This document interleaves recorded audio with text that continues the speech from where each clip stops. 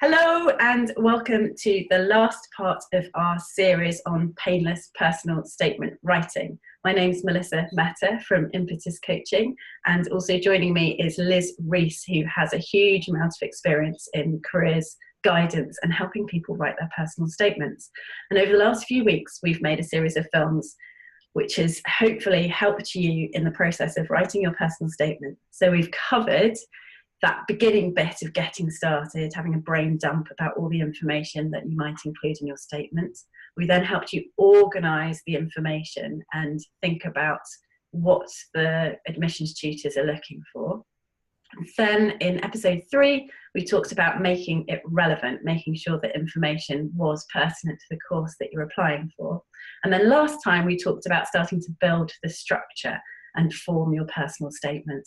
This is the 5th and final step, and it's all about refining and trimming. So if you've got way too many characters in your personal statement, this is how to start trimming it down. Now, the final outcome for your personal statement is obviously it's a personal thing, it's a personal statement. So the style and the way you come across will reflect you. However, there are some general principles that lie beneath that we're going to talk through, and things to avoid, things to make sure you're focusing on, and then hopefully you can apply those to your personal statement, and that will get you on your way. So, Liz, what's the first thing we need to think about when we're editing down our statement? Hi everyone. Well, this is going to sound like a bit of a list, but perhaps if you use it as that and check your statement against the list, then it'll help you move forward, because I know how difficult it can be, potentially to halve what you've written and also to make it really good and really stand out. Here's the start of my list. Do not use wasted words like moreover or nevertheless. You don't need them. A little. Sorry, can I just? Yeah. I used to be a journalist, and when I was copy editing, one of the things that we would do was to get used to reading sentences through and imagining a word was removed, and if the removal of that particular word didn't change the meaning of the sentence, then that word's not needed. So that can be a nice exercise to do. Great, thank you. I think it's really important not to start with ever since I was a child, because this comes up again and again and again. Be more original. Your start point should be much more positive and exciting and interesting than ever since I was a child. So it could be something that is true of you ever since you were a child, but you just wouldn't bother saying that it's ever since you were a child. Good. Does that make sense? It does. And avoid the negatives. So don't say, I never knew what I wanted to do until now. You should be much more focused on, if there's a light bulb moment, just go straight in with that, which would be great, or if something triggered off your interest for studying this subject. I know from talking to sixth formers, quite often they feel it's such an important part of their narrative that they had not a clue until last summer what they wanted to study. And then they have had a light bulb moment, and now it's really, really clear, and they're almost desperate to tell that story. And it's fine to talk about the light bulb moment, but just don't then talk about the backstory of not having a clue beforehand. Good. Passion. Oh, passion. The admissions tutors have seen that word again and again, and I think they tire of it. I know they do. You do need to convey passion, which means you show your love of the subject with your reading and your studies and your interests, but try not to use that word. You should be showing it, not saying it. It isn't as meaningful.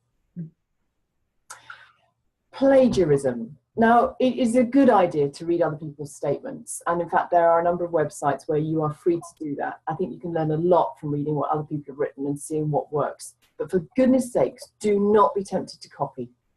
There are plagiarism software checkers that UCAS use, and you would be called out if you'd copied anything. So that's a big word of warning. Yes, read.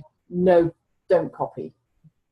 And if it's feeling like you can't possibly come up with your own way of saying something, go read the things that feel really impactful, then put them away, and then sit down with a pen and paper and then write, and you will be influenced by the things that you've read, but you'll be able to express yourself in your own particular way.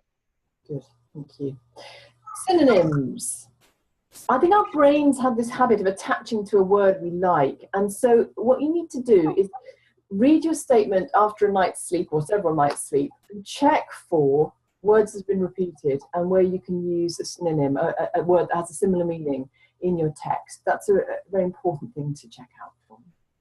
One of the ways of picking up on those is reading your statement out loud to yourself, but ideally to someone else, because there's a difference between reading things out verbally and just reading on the page, and your ear will pick up on a word where if you keep using a particular way of describing something like analytical, you'll notice, and then you can go find a different word to use instead.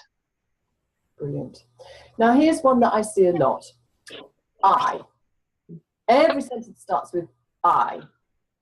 Be more analytical. I've got some examples for you that might help illustrate this. You could write, for example, I attended a conference on medical ethics which inspired me. I then read books on the subject where I learned about the difficulties that doctors face. I've seen these difficulties on my work experience. Okay. This is a better way of putting it. I'm not saying it's perfect, but it's better.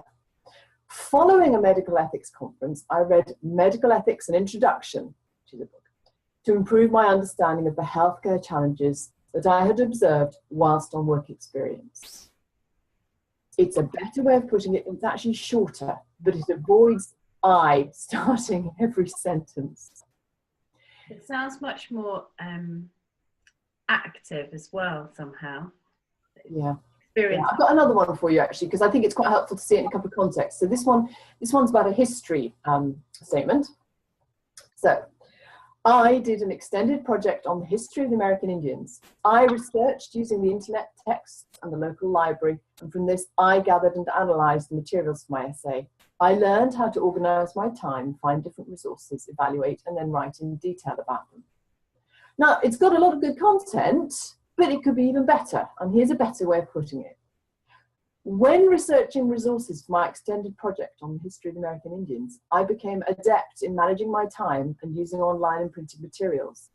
By analysing and evaluating these materials and writing 4,000 words in depth, I improved my skills in independent learning. It says a little more, and it's much more neatly put. Okay. I hope that point makes sense, but it's one that will catch most people out, and it's a very important part of the refining process. And what I'll do later is I'll stick these examples in the notes below this video, if that's okay with you, Liz. Yeah, great.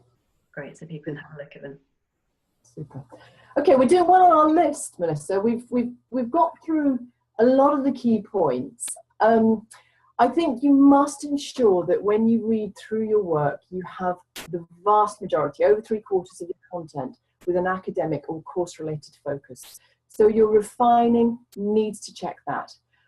But don't worry if the remaining section, which probably will be about extracurricular interests, jumps, because you're not writing an essay. You can go from paragraph to paragraph without a smooth transition. So you don't actually have to waste characters justifying outside school or in my spare time. You don't need to say that in the parts of your statement that are referring to your non-academic interests. Right, so you can make sure every single word does its job in advocating for your suitability. Yeah. And finally, my final tip is sleep on this. Never expect it to take place in one day. Even if you're the best writer and you manage to get 4,000 characters first time and you say everything you need to sleep on these documents. They will mature like, as they say, good cheeses or good wines. You need to review it over time and put it aside for a little while before returning to it for your final drafts. So that brings us to the end of our 5-part series on painless personal statement writing. I hope that's helped. If you are looking for further help on the admissions process, a really good thing to do is to go to Liz Reece's website. The address I'll put up right now, and there's a lot of information there. Liz is a wealth of knowledge on admissions and other careers related advice. I have a bunch of information on my Tumblr on a lot of it is preparing for interview, choosing colleges, that kind of thing for Oxford and Cambridge, but it's also relevant particularly for anyone who's going to do an interview, an academic interview. But there's some wider information there on managing nerves and that kind of thing. So have a look at that. And I hope you've found this series useful. It's been really fun making this series. We're keen to hear what else we could help you with. Anything to do with the admissions process, Liz is really well placed to help with. I'm really good at helping people feel more confident and prepare for their interviews. Let us know. Put a comment beneath here. It would be really, really nice to hear from you. But for now, we'd like to say goodbye and thanks for watching. Bye. Bye.